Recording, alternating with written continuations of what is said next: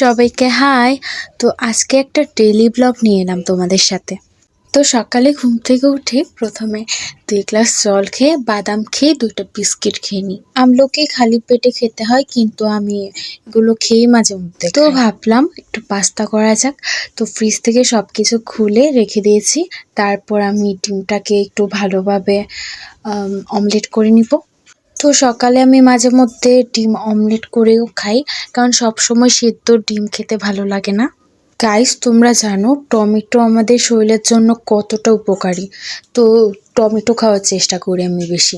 দেন সবজিগুলোকে সেদ্ধ করে নিলাম, তারপর কাটাকুটিও করে নিলাম, আর পাস্তাটাও করে নিলাম। ভেজিটেবল পাস্তা আমার কাছে অনেকটা ভালো লাগে। তারপর 1 কাপ চা খেয়ে নিলাম। গরম গরম আদা চা কার কার পছন্দ, আমার কিন্তু অনেক বেশি পছন্দের। আমার মা পাস্তা খুব একটা বেশি পছন্দ করে না, তো আমি মার জন্য নুডলস রান্না করছিলাম।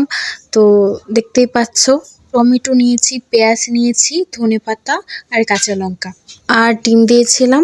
সবগুলোকে একত্রিত করে রান্না করব। আর মোস্ট ইম্পর্টেন্ট যেটা, ম্যাজিক মশলা। আমি সবসময় নুডলস বা পাস্তাতে ম্যাজিক মশলাটা ইউজ করি। তারপর এখন মাছ কাটবো। আমার কিন্তু মাছ কাটতে অনেক ভাল লাগে। তো মা সবসময় আমাকেই বলে মাছ কাটার জন্যে, যেহেতু আমার ভালো লাগে। যত বড় মাছই হোক না কেন, কিন্তু আমি কখনো এরকম হয়নি যে মাছ কাটতে গিয়ে হাত কেটে ফেলেছি। তো সবসময় মা আমাকেই বলে। খুব কেয়ারফুললি আমি কাজটা করি।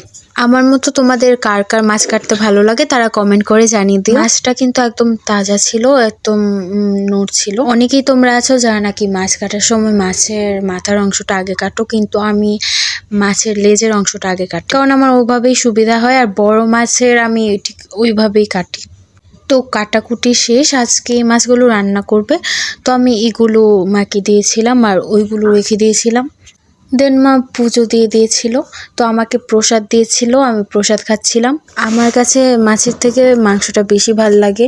তো আজকে বলেছিলাম চিকেন বিরিয়ানি রান্না করার জন্যে। আর অনেক অনেক বেশি ঠান্ডা পড়েছিল আজকে। ঠান্ডার মধ্যে বিরিয়ানি খাবার মজাই আলাদা। তো আমার জন্যই বিরিয়ানিটা রান্না করেছিল। তারপর সন্ধ্যার সময় আমার পুজো দিয়েছিল, তো প্রসাদ দিয়েছে আমাকে।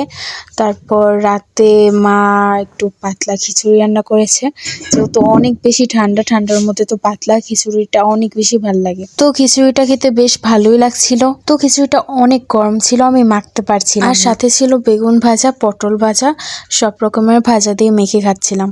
আসলে আমার না একদম ফ্রেশ খাবারগুলো বেশি ভালো লাগে। কোনো কিছু বেশি করে রান্না করলে হয় কি, সেটা থেকে যায়, কিন্তু খেতে কিন্তু ভালো লাগে না।